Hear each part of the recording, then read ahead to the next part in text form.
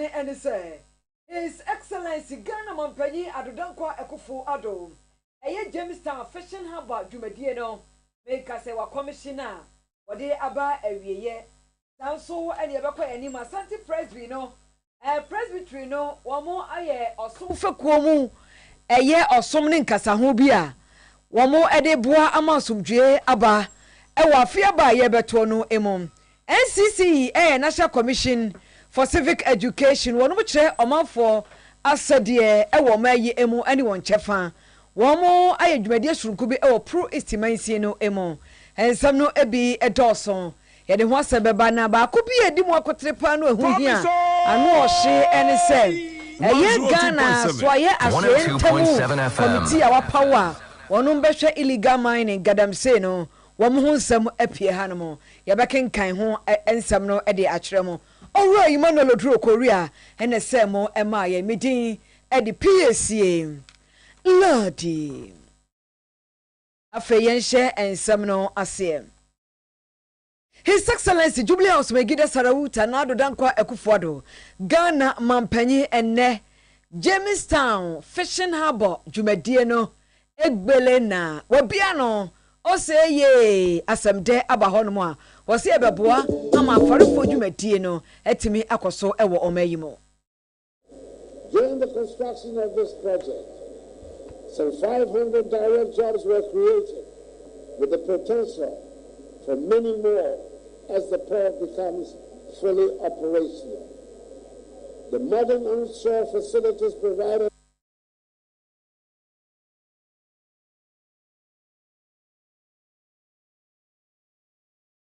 here will enhance the quality of fish handling and storage, and I'm happy to list them. An administrative building, a 200 capacity fish market, market stores, an ice making plant with a capacity of 60 tons per day, a cold store with a capacity of socio-economic empowerment, avenues for job creation, and stepping stones to improve livelihoods. The Kufuor government understands the power of infrastructure. We understand that agriculture and fisheries are the backbone of our economy, with the power to fuel industrialization, eradicate poverty, and elevate the lives of millions of Ghanaians. Today, Promise Radio, Nyamina Ak. 6 million citizens rely on the fisheries sector for their livelihoods.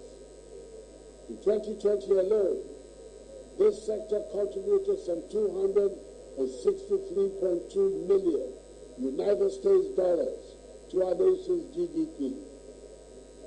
These numbers represent the hard work of men and women whose hands feed our nation. It is for them, for you, that we continue to invest in superior infrastructure, improved storage, and advanced handling practices to reduce post-catch losses, improve fish catches, and ultimately reduce our dependence on imported fish. His Excellency Adodankwa Akufo-Addo echire mu se ebra wo si office no wo si dan no enipa be ahanum anase enyuma be ahanum de free mu bae 500 jobs na wawie ide eni ebeye boom ebe do so pa ina de dewa adwuma do so ebeba amoman Ghana. Some 500 direct jobs were created with the potential for many more as the port becomes fully operational. The modern onshore facilities provided here will enhance the quality of fish handling and storage, and I'm happy to list them. An administrative building, a 200 capacity fish market, market stores, an ice making plant with a capacity of 60 tons per day, a cold store with a capacity of 200 tons, a repair workshop, a daycare center, and police and fire station. These are not just buildings. There are investments in the future of this community. Take, for instance, the inclusion of daycare centers designed to allow our high-working mothers to trade with peace of mind, knowing their children are safe and cared for. This is governance with compassion. This is governance that empowers our women, strengthens our families, and builds a stronger, more resilient Ghana. I extend my deepest gratitude to the overlord of the Ghana state, the Gamanche, Nime, Mame, and the whole Jamestown community. Your faith in my government has been unflinching, and I thank you for standing with us as we work to make this dream a reality. Nado dankwa ekufu ado Ghana mampanyin. Yanko afi abato ne fra animdefo Ghana fo etwotworo onomo fra se yehwese asomdwe ebeba oman mu. Omo fra yie se yie mra e was 7 December opanima abato ayebeto no emom. Asante Presbytery eye presby asore no Ghana ne nkrabata wo Asante mantemo wonoma ye osomfekuo mu nkitahudie a wonom ensoso adwene na yehunu kwaya nyina ebefa so aye baako ama afia ba yebetoyi ebeya somdwe Asante Presbytery chairperson Dwamtreni ene Reverend Samuel Ahima Yeboa osinguti fafa peace hejole zaman lafia asomdwe ntimi emfasika ento ya somdwe a yenya no yenkramu ye Asante Presbytery Church and I organize it. If you know the idea,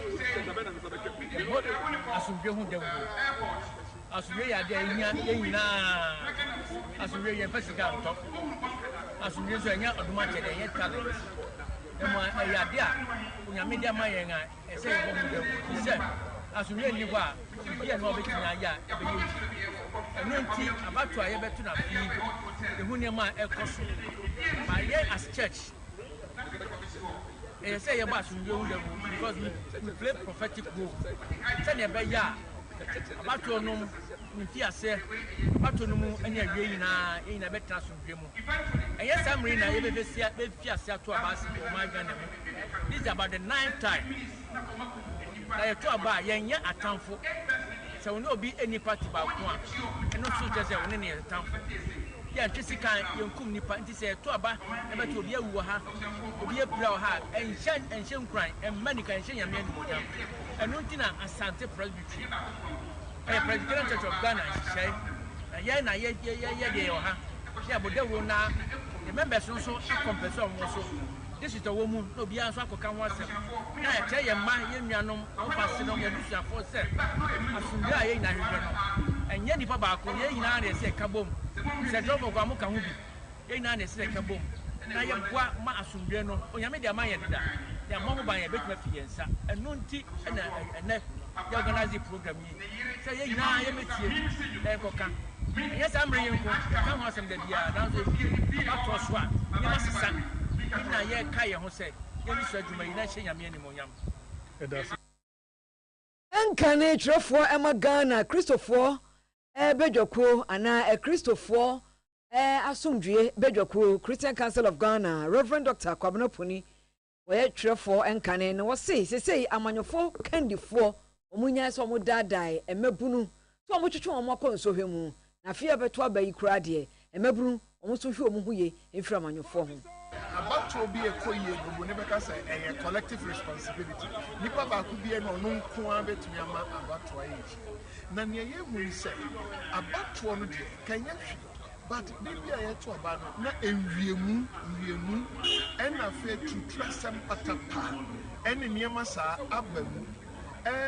Nye nipa no a to aba titu ye mrantie ne mabawa. En sorry us bi ko wi abamu. I've made a tam barrel to a multiple voting. I am penny for B and a shame cry. Into a bit we no fay a opera, never sabasa abba. A fair party for no call from a police station. And so few when you give Bibiana Mra war almost in sign cratan.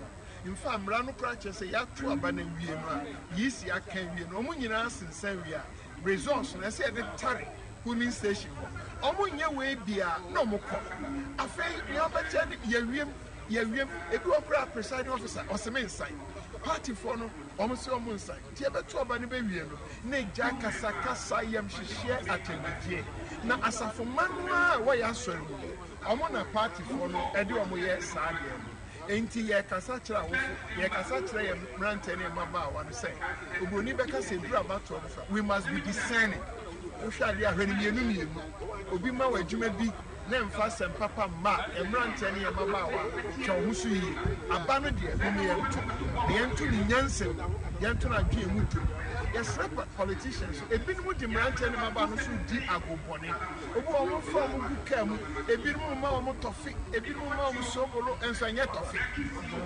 enti wo be die no na no so o mo sai mrante no ene maba brabo na o mo ye dwuma bi a enye mo fa wo mo sai o mo ye mo ba na mo mo ba Enkane Trefo Emma Christian Council of Ghana Christopher Bedoko Reverend Dr. Kwabena opening from Paul na Lawyer Dixon Kiniwa Koduani at Afreni TK why legal practitioner why doyani and enkane so no in central juma pa what the kwanya way etre say central for your boy juma pa na so ye juma ye munu ye ku anim tin sa de be ya enkofa ohwebo ene oyo ne bia Emma e wa abato brem watchdog of the society. We play a watchdog. There is a Basabia Elwoso. There is a Subia Diana say, the Becca. My young was and I saw be so I can be here. Then I did the swear journalism. Someone must cross check. I said, let you guys. I said, now I mean, you bet me any technology. Be the affordable to there will be Fabaran Samir. So we just want fans as well. You have report money appropriate voters. Police second. Electoral commission to soon come. I say you have more results to the swap. You have Sagan was here. Say free police station. There is a police station bank.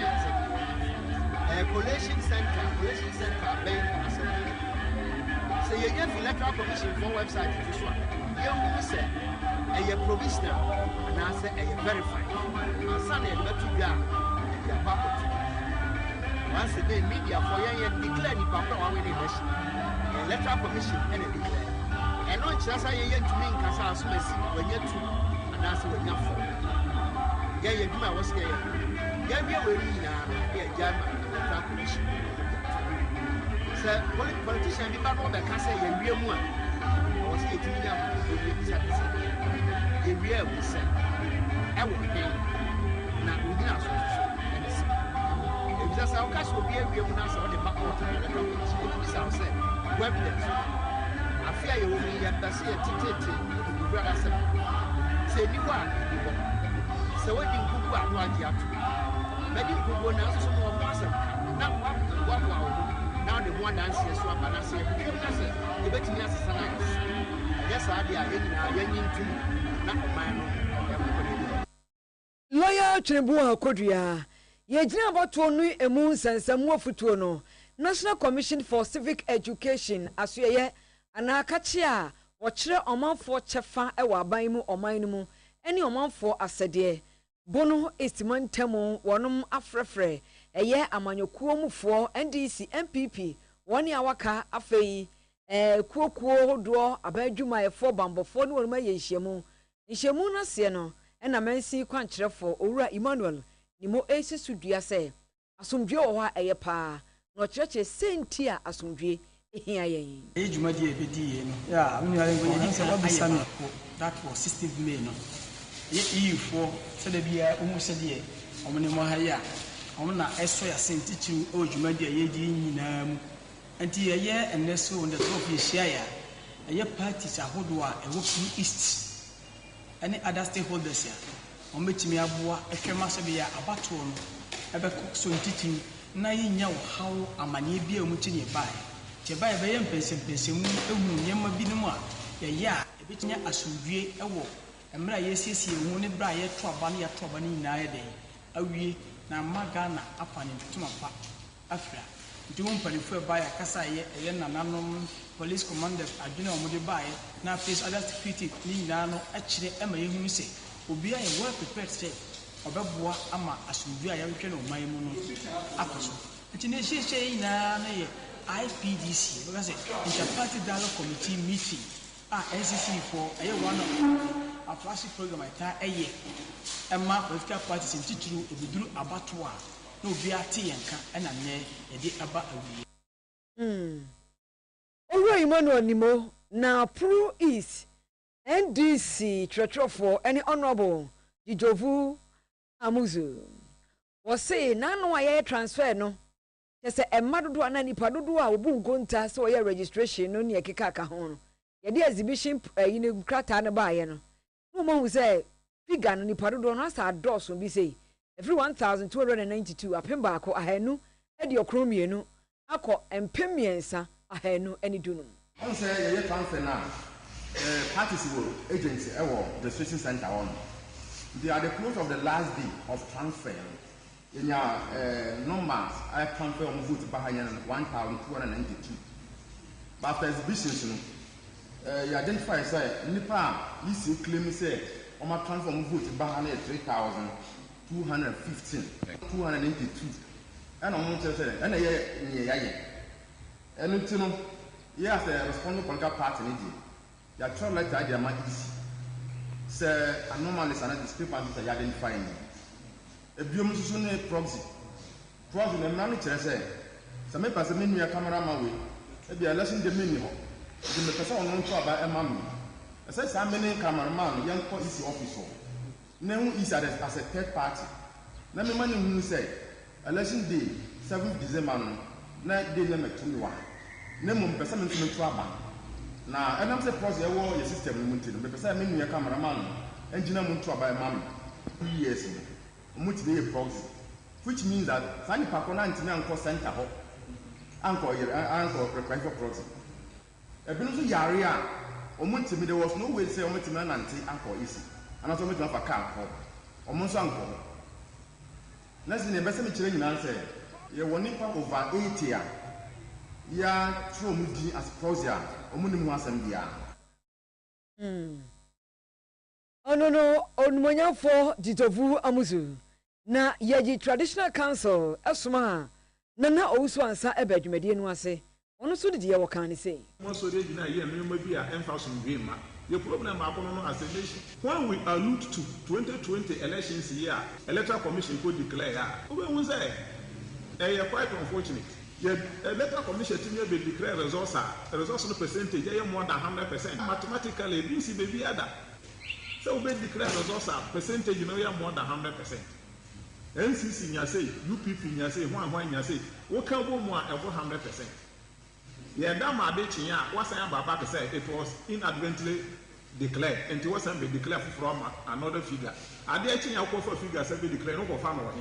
So these are things we have to be very careful when we are addressing issues about peace. We have to talk to our political leaders. So they shouldn't manipulate issues to their advantage. Country by now be way as we remember, Senator Commission will declare results on neck. What percentages boom over 100%? Adichia Wabasan be declare new figures. Oh, and Tina Coso and no Nananom Nimpeni for extra one arching, said a bear sumdre, ebeba. Na Gadam say, Bawasaba, Gadam say, and Feniagro. His Excellency Jubilee House may give us a Rawuta, Nado Danko, Ekufuado. Yet I say, a month for Swadi Wakajina Suchribe. Say bahanya no way gadam say because wo mamu pa de on tiase enano ekuokuo ho do sori say mampanyi anya ho bibia wono beye oyekere ne say ene ombetena fia wono enko adwuma enam so ma na do dankwa ekufu akasa say kra yete heyi Ministry of Information enkra efri Ghana so ye hwe amane bonsam so aba na krata no eba ye no say na tie o si interministerial committee to address illegal mining.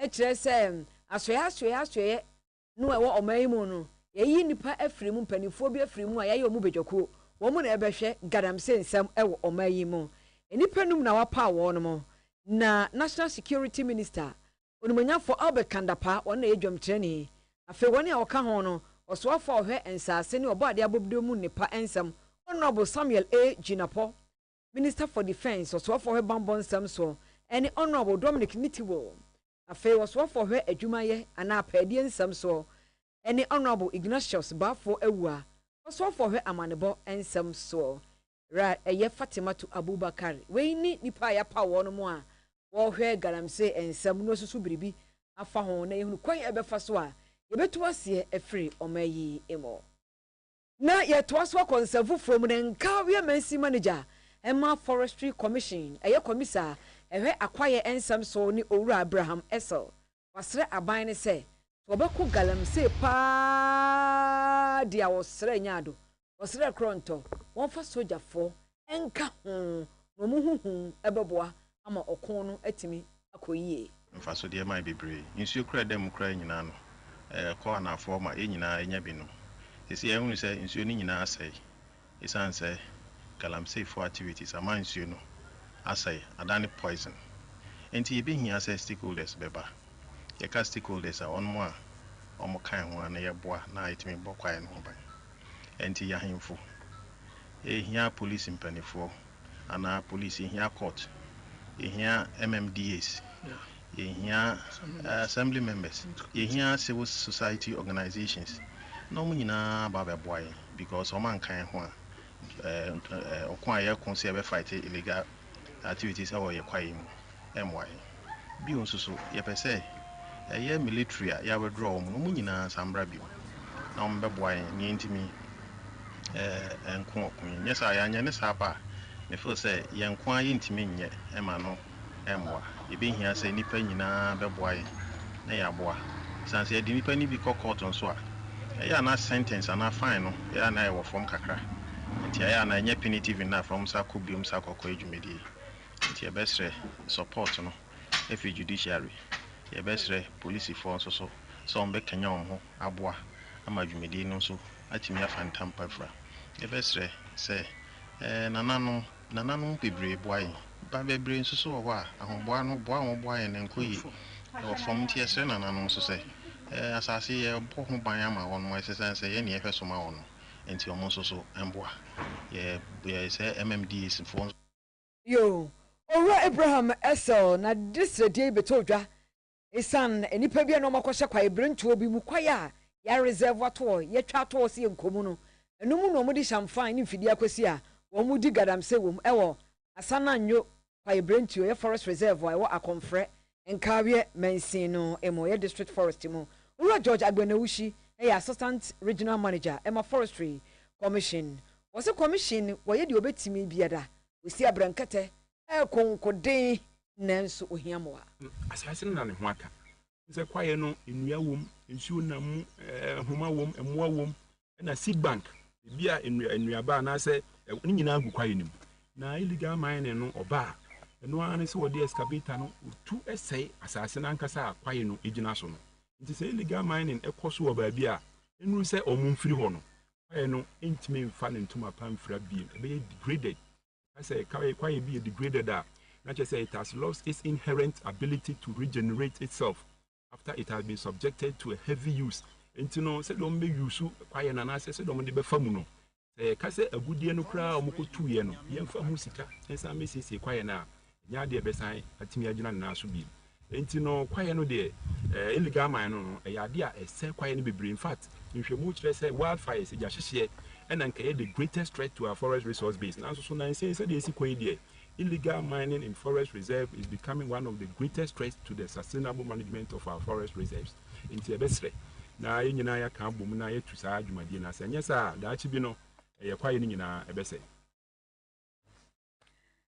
Owura George Agbenawushi na marahine emankawe okofo ba fortumesi woni task force no akonfre forest no mu no woni task force no bowura ho no a no mo hwehwe se de wo mo se forest no a ha no pop so we die woni nkawe hene be kasa na wonom ebehwe se woni a wabowura nwura mu ho no no obefiri ho kra na obebo kwae no ho ban wo ye de bi mu atototo ano ya ba be hu ni sa no ye de nipa kro na bia ye gina yi ehye ne nsa no yede ye wuradin ade kro no ebeja no enti se bibi ikoso na so ambo ye wuramane dia na so no ye hu se wono so boa e masade no ekoso enti se e ba se bibi ikoso na obi mom na be fra bonten bete be ka che ye wurade a me ye so se ye wura omfa ne ho nche no enti ye de ye boa mo ne anim nyina abɔ ho ban ne bambo kese na be gina ye so because ye ne mrantre ne ye maba nyina wo ha no enti ye be gina m ye adwumaden ade aboa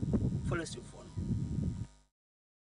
nkawie mavrehene no yemra amanyosem emu Dr. Matthew Opoku Prempe ye running mate Emma Aloji Dr. Baumia nam ntoabomu ebunu mantam bunu isini potam wa ena wonom enam na make say nis bo force ronko the futufuo broni beka say economic advisor eye obi owonim de e was man chichire mu wo tunufo ana wo chirechire Dr. Baumia e wo ne sayo ho ene Dr. Gideon Boakon wo se MPP for titafo nyire wo ho papa won ko wanimu e ma wo mre ho kora campaign wo fa ne dia no dene ensi ye enye se be ya 2024 wonum ebedi enkunim na wo bo tanonof aboto mpesua no sofo aboso pop se mre ko emraba won se MPP wonum ta MPP echi pop afi we emom nyi wo ma home wo mon koso wada wo mon tintim emom hihim wo mon ko ento santene ento aba ema New Patriotic Party echi rado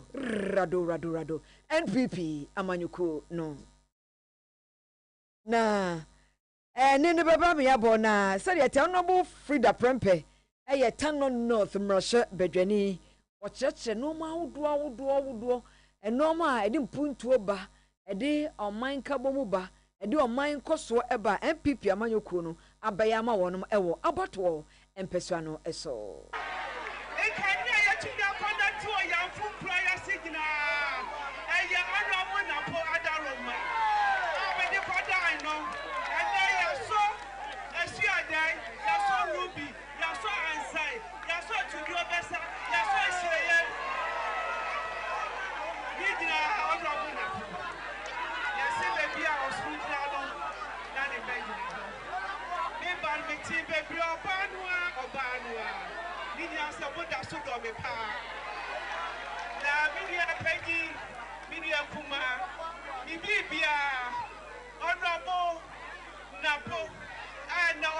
Vice President, I'm my Ghana.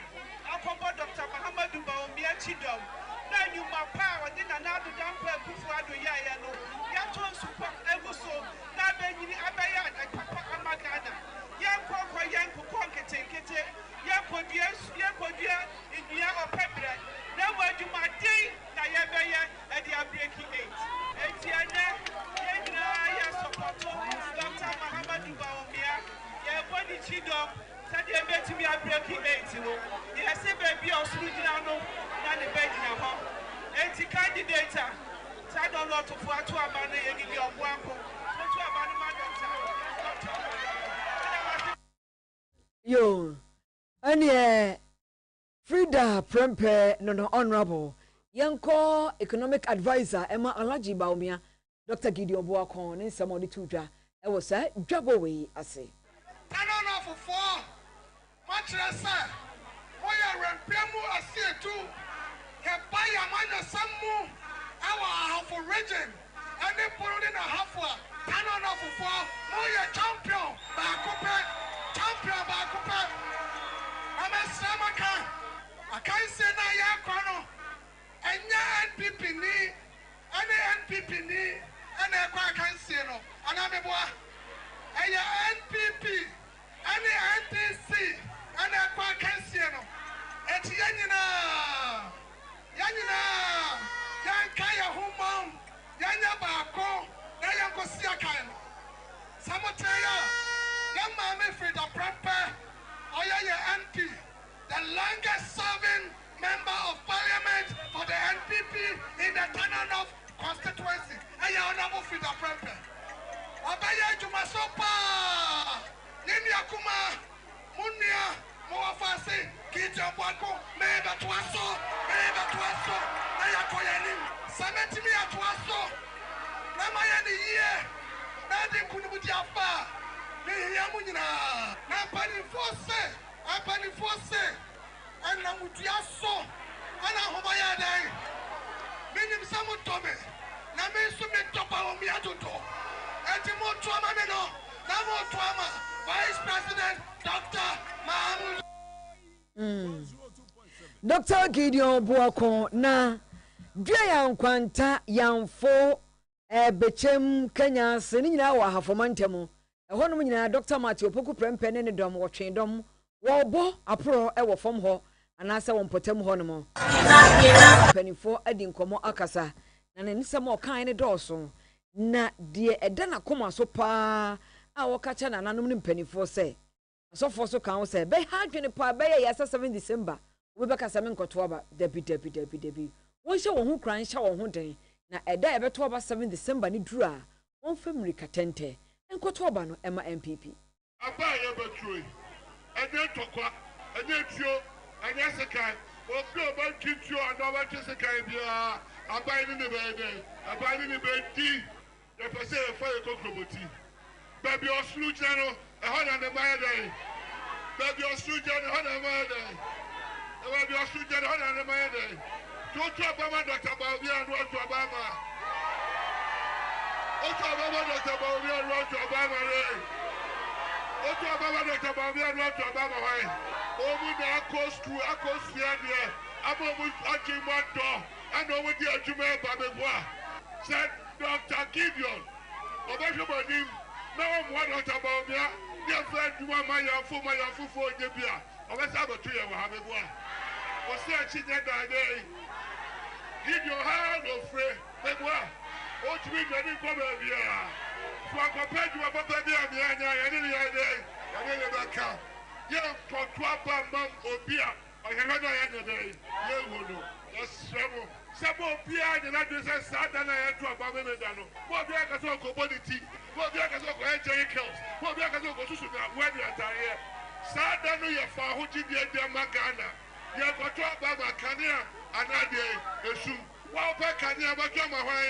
By 9th December, that Dr. Baumulu Baumia, I am President of the Republic of Ghana.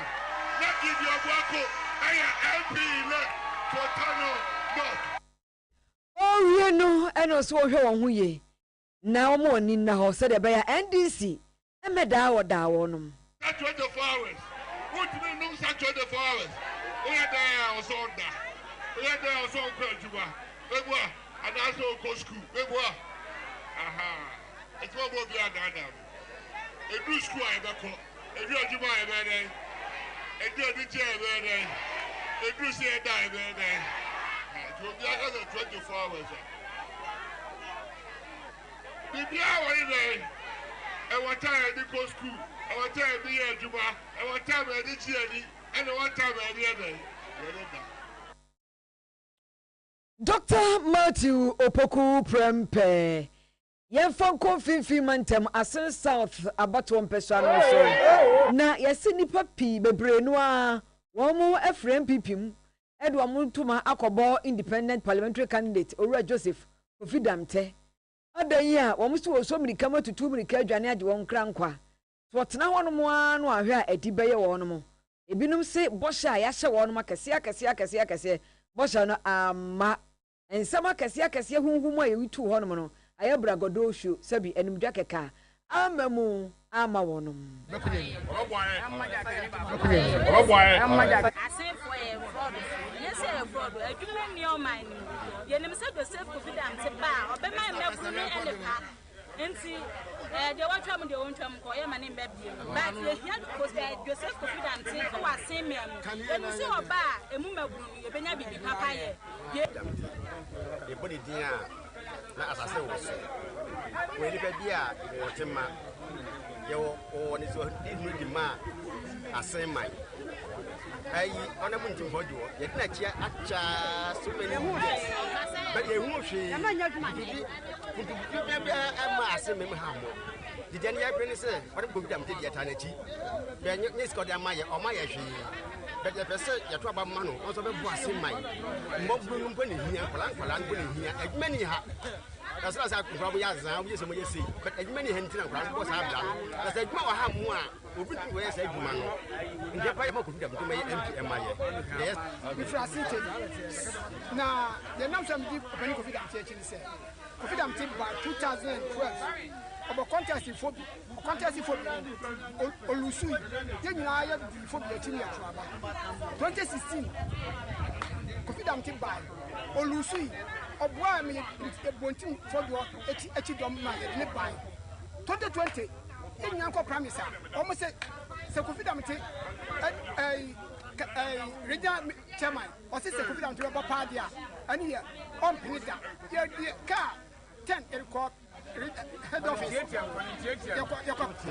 anyaye na ya hwede o ma ye na dia ya MPP udu o ma chia tete o ma ye titi wa sisa to ma o mo ka obi nka bi ya mo bia no obi an contest ya mo bia no obi anya hwe confident so why o ye beto ba o de duane ni agi bre executive ni agi a o ye na ye hwede wa ya obi grant to me o hwe bura wa tutu wa sim enti wona wa free ho MPP ase akodi independent candidate achi eno no wo munsam no since south abato mpeso ano so ena sa asem we asie na yanko ensam foforo emo Ghanaian health practitioner na meka me kire se apomdin adwuma yeni for Dr. Esther Yesuto wo de ensam bia betu dwa ama nkrofo asoko na wo se wo hwe Ghana emra ebo emema ho ban ene se bema wonti meka so ba repu intense pa bisi ye kasa nke makwan pa nka mema ema repu omo ayimu no ka oka boso akebeba yenu ho wahu sampa emema binum ediamia e wo mayimu. Think that sexual abuse is usually a female thing. It says that one in every 71 men, a high figure. So we take 71 men at random, at least one of them has been abused sexually. The fortunate thing on our part of the world, especially in Ghana, you know, I think the mayor says that we're talking about general sexual health issues. You think that sexual abuse is usually a female thing. You think that sexual abuse is usually a female thing. You think that sexual abuse is usually man in Ghana, and somebody has sex with you without your consent, it is still not regarded as rape. They said rape can only be perpetrated by people who have a penis. How? The lawyers are telling me. The lawyers called me and said, I shouldn't have said that men can be raped because men cannot be raped in Ghana. Give a sexual assault. So you can't tell me rape. So you may not get the justice that you actually need for it just because you're a man and you have a penis. Just because God created you like that. Ntibema otwe adua enko a na wontimi kase repu utwe adua nko a de a wontimi kase repu kwa bia so brofo no e bia abefa brofo no foforo na se repu pa de wo boa pa Obua untimi emfa enye adwuma Dr. Esther Yesuto nensam enono na chief farmer wo baabi ani anwea so bekwa krosin no mu e Western North region na najebi wo se e ha adwe popopopo gadam say ya bata kaya gadam say ese wonu mufu ese koko eno ne ade a ama koko akuafo wonu yam ehhehye wonu pa afenso wonu nsuo a wonu nom enka ne osa efom nsuo wo akura keto abi ase a obesa fom nsuo nanso ye de gadam say ase nsuo no ntuko afom a obadan ene wanya nsuo anom nana jebi ene ne omanfo kasa atwetwe nkomo chief farmer e wo baabi ani anwea so bekwai krosino emo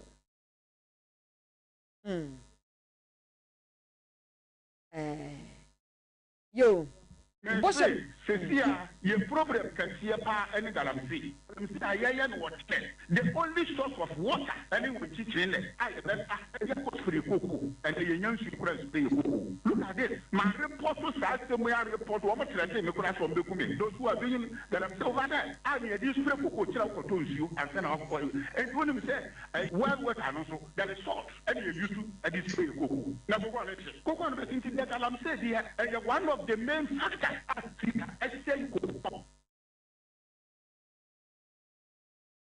Okay, nana jebi ena de ensem we atu edwano na yenko ensem fufuro emo National Chairman Emma NTC Amanyokro no Owura Johnson Esiedu Enketia na wose party no eye Amanyokro no Wɔn si yɛhwɛ voter register ne mu eya broni bɛka sɛ forensic yɛnyini yɛni fitiri yɛni sɛ bi yie ɛhwɛ ɛyɛ nkrataa ne mu ya na nyɛ sɛ ebi a ɛyɛ ɔtɛnwura rakwa nyɛ sɛ ebi a ɔmo nyɛ ɔmo ho na ɔmo po ɔmo ho bia ɛnyɛ sɛ ebi a ɛha adwene na mmom ɔmo pɛ sɛ afi sɛ aba a yɛbɛtoɔ no bibi a yɛ pɛpɛɛpɛ a yɛhu sɛ wei a wɔgyina no wɔn NPP ni o wɔn NDC ni o obi anya kululu so obenya madodo akyɛn obi yɛde obi agyina prama so pɛpɛpɛpɛ ne abɔ aban hwere tie ntoaba na bibia enkoye Owura Johnson asiedu enketia ne nkyeremu enie.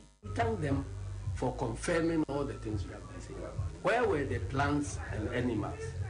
Those people who are in EC now, the only people who have changed are the MPP people they appointed and added. And so if they are claiming that the 2016 register was not EC register, but it was NDC register, by implication they are telling us that 2024 register is MPP. I don't think that they think through some of these pronouncements before they make. They are assuming that John Mahama cannot think for himself, because the election we are going into is a presidential election and parliamentary election. If there is any interest to be protected there, John Mahama's interest is greater than all of us, because it is his election whose integrity we are working to maintain.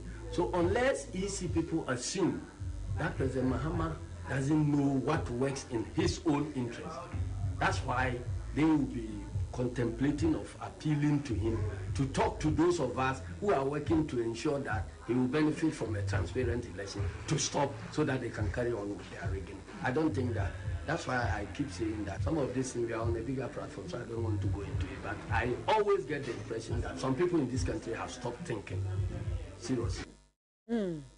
Wasi binu mukase omuno Owura John Dramani Mahama bekasa na yɛhwehwɛ voter register no mu a wɔn mo keka no omunya asasam no kana wasi sebio omu yɛ adwuma ma Owura John Mahama senka abato no bɛyɛ fan na bibia yɛ kama ama no omu pese omu jaya na onyi ni se Owura Mahama bekasa omunya ko omu ko ama no fi se okko omu ko ama no ɛyɛ okopa na yakɔ ensamfo from Doma East member of parliament Emrashe Bedwani any Owura Isaac Cheneboa your friend asesewa na Owura Isaac Yeboa etre se womu ye no ma bi se de be ya constituency no ombenya daache omodaache no ebetumi aye Doma East be tuntumpon na be ye enkrabehwe Owura Yeboa Isaac etre se eye empotam honom no suku bi ehia nkonwa ebinum ehia dan ene ne ekeka ho nti ono so konkoden se sa no ma we nyina no ombenya bi Owura MP ne botae no from day one has been the same. And they say Officer Doma East an elite constituency. Constituency enwumasua ebe konkan na timamufu a ewo Doma East no. Ombefa sa kwanya no so na omo enwumani na so mo adisua mo school ko no apija. Enenti obaye emfie ennaifani. Wo he le jumadi a wadi ku dan a osisi, ku dan a oye nsiesie. Chobos wa odema a school for omo kwatehye ya otwi omo school fees. Any support wa ahodo bebre a ode bua nwumasua ne nyina no ekire eye nisodi huna owo. Na sa nisodi huna na okoso afaso. Adwuma no de edoso bebre. Sebio emfie naife enya de a betindi aye adwuma ne nyina ayi. Enenti sa na bota ya esi na ni so a abugina nwa se obua ama enwumasua atumpon. Osisi school adan, osisi school adan. Oye de sefata e wo nwumasua mu bi ama nwumasua atumpon. Eno na ogusu a oto aso. Owura Isaac Yeboa eye boa fosronko ema Doma East Emrashe Bedwani na Owura Stephen Danso eye Doma East Education Director make say eye honorable Doma East Emrashe Bedwani e di dual decks enkonya etena so ahensia e command sa won chema schools won ho kyere won ogina so e da honorable ase wa de fefa wa ye no America krani die konjasam no abafom efa school dan ne yi die Owura Paul obono ho modern pa e ka say ye krai kuma jim 6 unit classroom block amayo oba chirma so wa sibi so amaye call Paprashet, Omuguso, Moyade, Omua, Omuguso, and Chibiana, Usuframa Jampan to be I see wa, Ama, one fear Methodist primary, a sopai, by 3 days time now, you were poor Ama, artisans, Nako, and Akoguso, as they say, why on singing a day, come on, the school's ready, baby, mentally cry and body, a big crack was being few, a day, a fast squad, and a day, this is the Macase, a year, Nankunyasu, or my baby, and now Sandy, we cry by a day, the big piece, the machiche, Ama school's nina. I don't know. District Director of Education, Nisam, I don't know. Na NDC. Etifi do man tamsan sam no ayasam. And na no yete say enipa bi omutro omudin e wo tamale. Domu yase a transfer din no akodi pusuga. Enti abato komisa omususu se omu yesa na wompotam honom no. Yekofa wo mu ebusabusa omu nsam ne ekeka ho na etifi do man tamtrefo MNDC ni Mohammed Abdul Salam. Ose saade no ekoso na ha no papa na no ena mpanifo abato komisa mpanifo ka se din a ye transfer free ba bi e wotamale ko pusiga no o ma saade aba nso mo hwe a mo hunu hwe ebi onso wo mo osusu so mo yesa no ye fi omu din mra na ka so twe bi wo ho anasem bi se bi wo ho yemu se omo a asa abato komisa e kata won so. EC should have been quick in fishing out those who facilitated this transfer.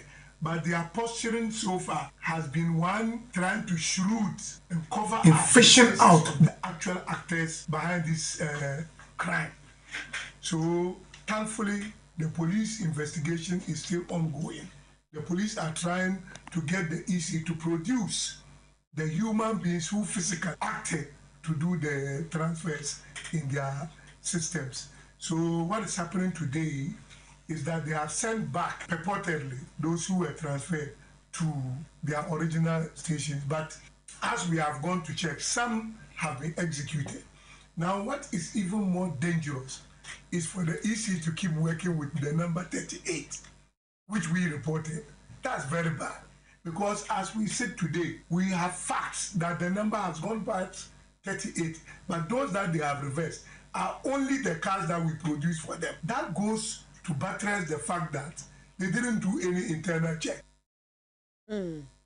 Enti no NDC amanyoko no atifi do mantem etrefo no Youth Employment Agency Ghana emebunu apedie akache baako womo any German Development Authority hasen santiasia pombi na santiasia pom no woso mbeye fashion inclusive program wa ebeboa pa Almost a fashion inclusive program no ebeboa adepam ama woni wadi dambi atimi anyansa no nyuma wadepam ene fashion ehu nimdie emu ebra wosesa nkrata no ewon kran no Youth Employment Agency CEO any owura kofiba e Japan was say agency no akache no omo akọwo no manim da ewo se omo so woni odi dem asen mu omo yeno ma pi e de aboa omo enti we be ka ho a eche se omo kọ akyereko kwadai otware wo wabe wonum aduru ofim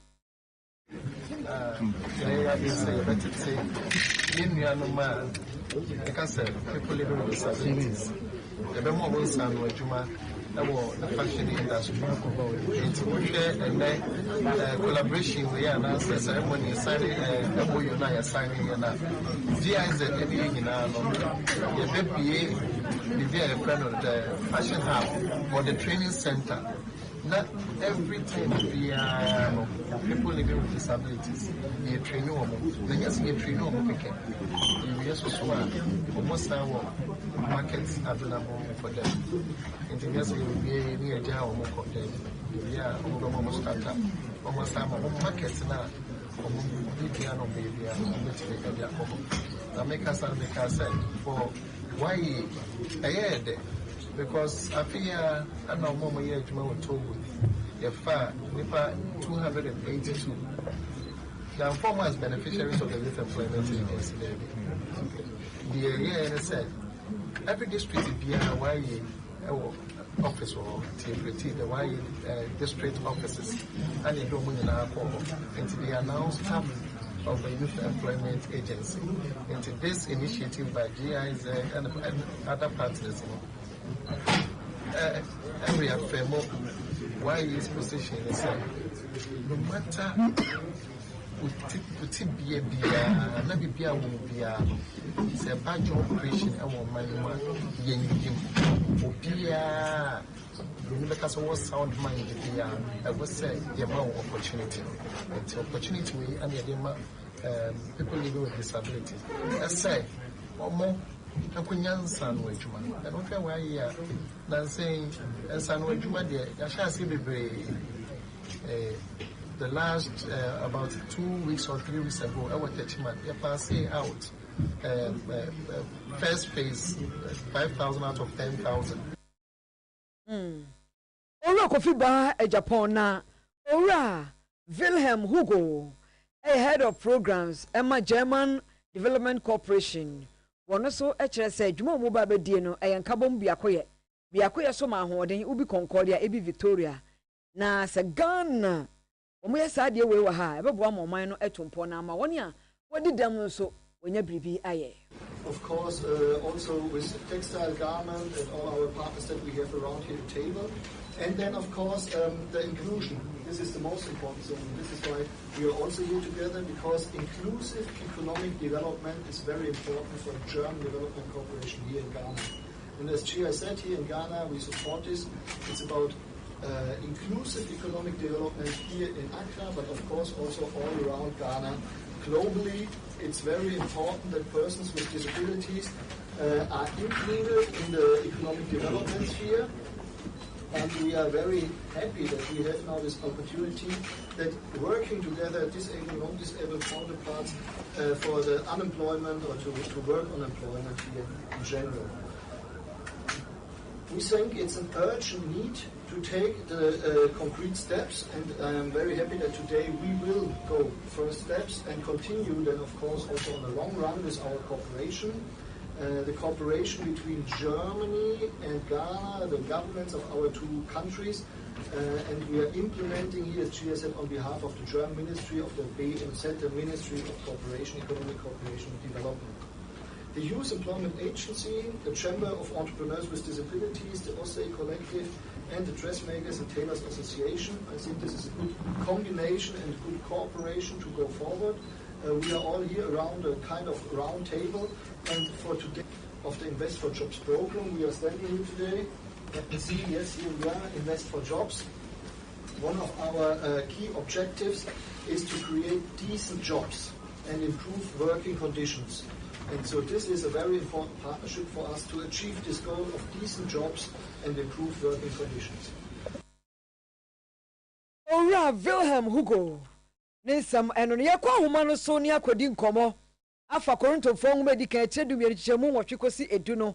Woka honhom mu ana nkonkron achede no. Ena yebekasa for the discernment of spirit.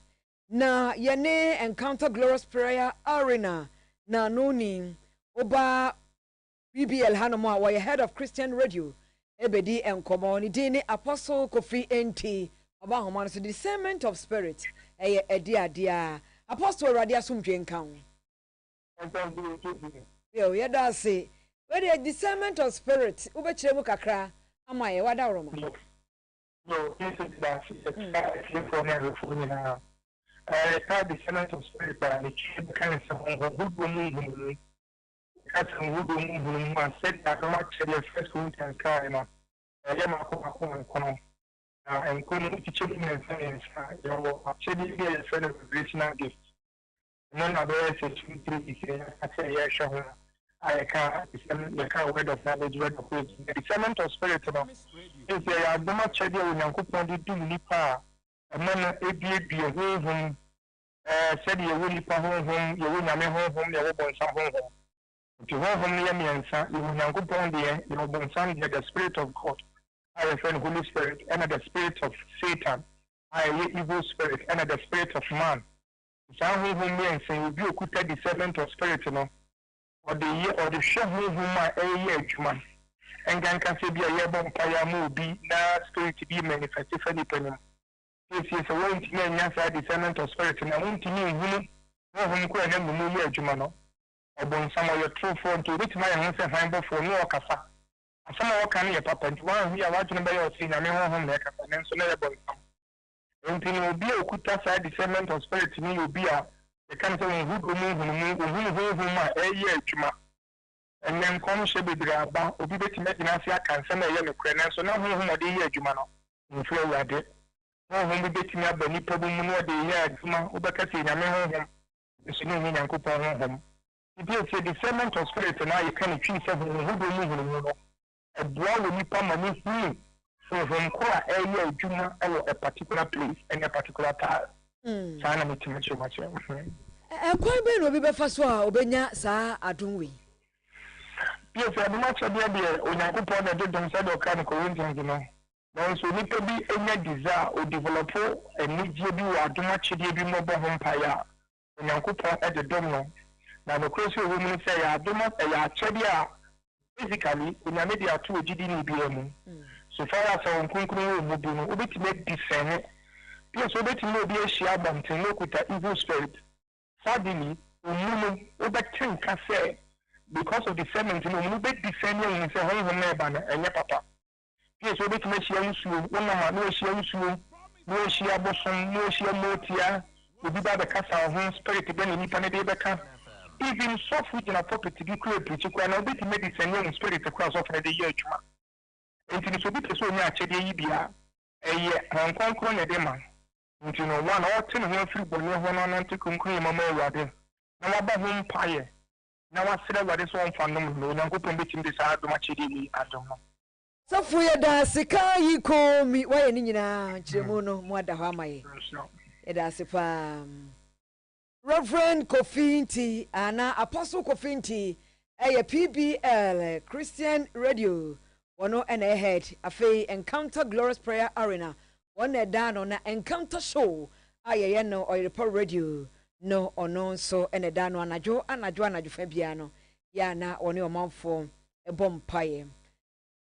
Now for young court Nagrata Church for you, Medium. National Association of Graduate Teachers Nagrata Santiman Temu Krabatano. One more alonchi, free share edunu enum.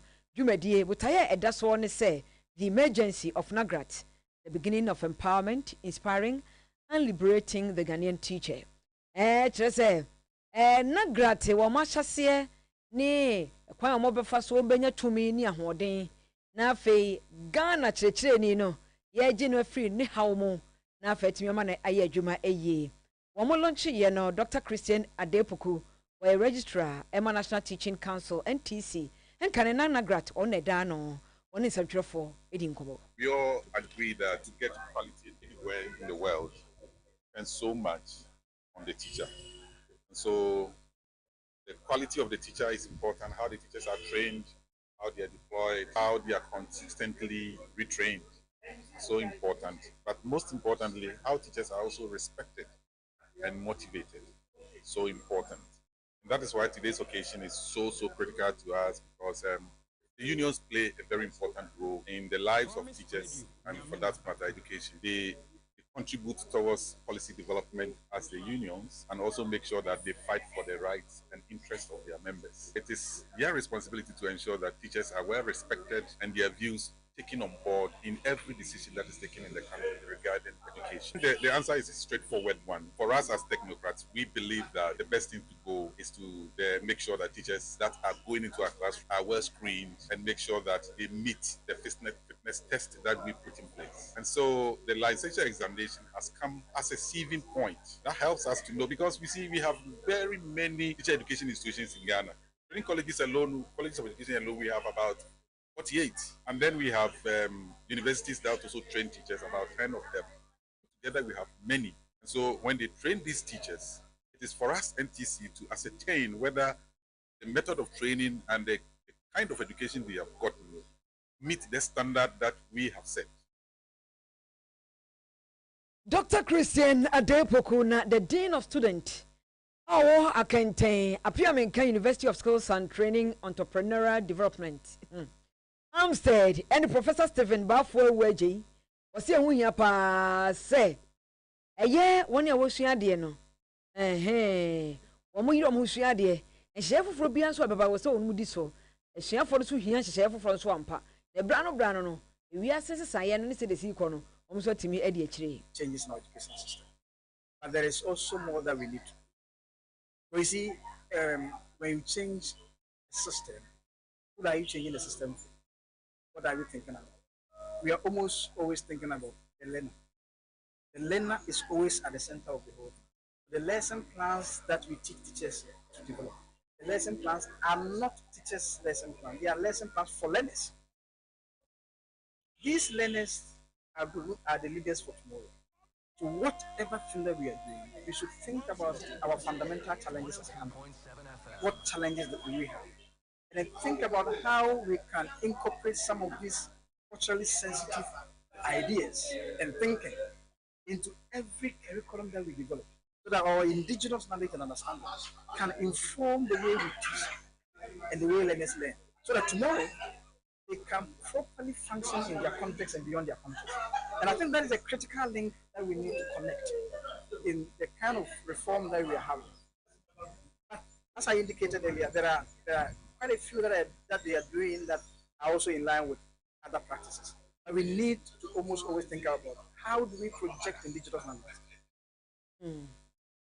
And here was some Professor Stephen Balfour and some enono. Asante Montem Genteni National Association of Graduate Teachers. Ora Francis ya Ousu. Osi amanyofo. Omo hwa chechirefo. Omo yie yomu na chechirefo empre ewo mayimo. Yensa kan de nanso so wo de toto asase no ho a enadie no eye. Afiye abato afia obi a kan de oba obeye no. Ye pesa political parties na huni se obi a aye e won hise ya wode atudwa ama a teacher for ye da o ma se nanso so niema bi wo ho no mo a esese omo ma teacher for ye nsaka ye welfare say very important to them. He said a motivated teacher is an effective teacher. Teacher niya na ho na say ne ho wosoro no ya na dictionary so ti on say ye pe ba ku bia na ewo ho dada man teacher ni bia na ewo kra afra bochire ba na aba no ni duty na say what twani nyina mu a enne teacher ni ntimi ntoka bio sa abre no ba sa na gat na fight ya ma nya sa Ora Francis ya Ousu ensam no amano ne nsam tew enka ne US man panyi owa President Donald Trump wa shebo se wo ba wo mo ye adwuma brodo hwere aduanan na wotwe bia no wo ye overtime bia na efiri okọ no a taxi wuntua taxi bia wo se ba se adwuma efo benya sika aguo mbetom wo benya sika na obi otimi ye adwuma ebro do hwere aduanan na wotwe bia de eche so ye obi a obo no homode opa adwumaden a wo ye obrefo nti wo ne sa no a wo beba ba ye sikafo ewo US mine emo na India nso wonom court kese pa opposition leader aye friend Arvind Kejriwal yesi dwurumudie ne ketaahye ho case bi a ye de follow no enya asam ketwa make say yamano bela ene ne nkrofo nadofo na busuafo ne manfo bi ani age say yamano bele ewo oman no emo aha ne ye de kase no AC na Bosheba Electricals eso yemu na fe 3P garlic mixture 100% garlic 100% a immune system booster mujabroso ebo afichiko mu hawo wasichire broso ebo mo du a ebo enu so to sahodro mu ubisabisa wo say 3P garlic mixture 0248 928824 0248928824 and 0201 000021 0201 000021 yede kase ni isia ne yede asede ma wo a utie ye yesi baraka ga jamala la kwena mi akata tanyi fijiam yi wala don tifosi ezozo tifosi amfa tifosi pam denle senda tunde obrigado openo mo chumi mungode big gap still fi all militant yeda mu nyina mo ase owura Emmanuel Odro korea ene se mu ma ye mene obapa Priscilla ene ba tidio ha Mr. Al-Hassan Sadiq aka DJ Mo one also ebebo echidon as a senior technician infantry news battalion menkwame baaye midi any Piesie Lardi Domino's Vobiscum Eradia Sumdwe enkao